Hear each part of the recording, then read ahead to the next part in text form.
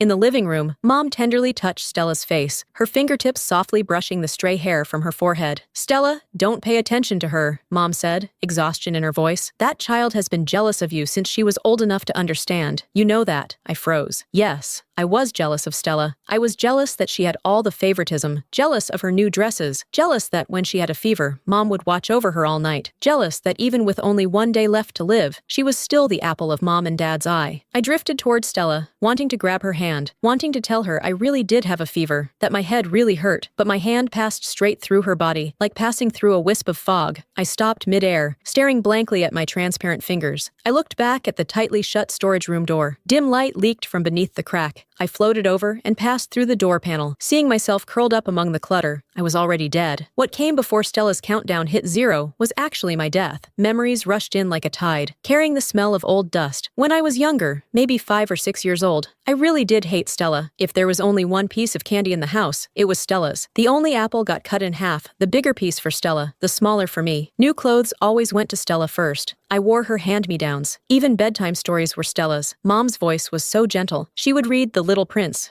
read Hans Christian Andersen's fairy tales, read those stories about stars and moons, but she only read those stories to Stella. I would secretly crouch by the door crack, listening to Mom say softly, "Stella, what would you like to hear today?" "I want to hear The Little Mermaid," Stella said. So Mom would begin reading, her voice like a stream at night, flowing slowly. I squatted outside the door, hugging my knees, listening to those beautiful sentences, my heart feeling squeezed by something. Why couldn't she read to me too? The summer I turned 7, Mom roasted a chicken. 2 golden glistening drumsticks sat on top. At dinner, Mom carefully placed both drumsticks in Stella's bowl. "Stella, eat more. Build up your strength." I looked at the few green vegetables in my own bowl. Tears suddenly fell. Why does Stella get both drumsticks? I want to eat them too. I want chicken drumsticks too. Dad's chopsticks slammed heavily on the table. "Ivy, how can you be so inconsiderate?" He stood up, his face dark with anger. "Don't you know Stella's health is poor? Don't you know that Stella—" He couldn't continue. I didn't know. I only knew that Stella's complexion was always very pale, that she sometimes coughed, that Mom and Dad always looked at her with that sad expression, but I didn't know what that meant. Why does everything belong to Stella?" I cried out, jumping down from my chair and pointing at Stella sitting across from me. "Why don't you just die? Give my things back to me." Stella's tears instantly fell, big drops splashing into her bowl. She opened her mouth, but couldn't make a sound. Mom shot up and slapped me across the face. That was the first time I'd been hit so hard. Stella lunged forward to protect me, but Mom held her back tightly. "Let her learn her lesson. Let her know what she can and can't say." The next day, I overheard Mom and Dad talking in the kitchen. 9 more years left. Mom's voice was crying. "I know." Dad's voice was hoarse. 9 years, just 9 years. That's when I learned that Stella really would die, that the numbers above her head that no one else could see were her life countdown.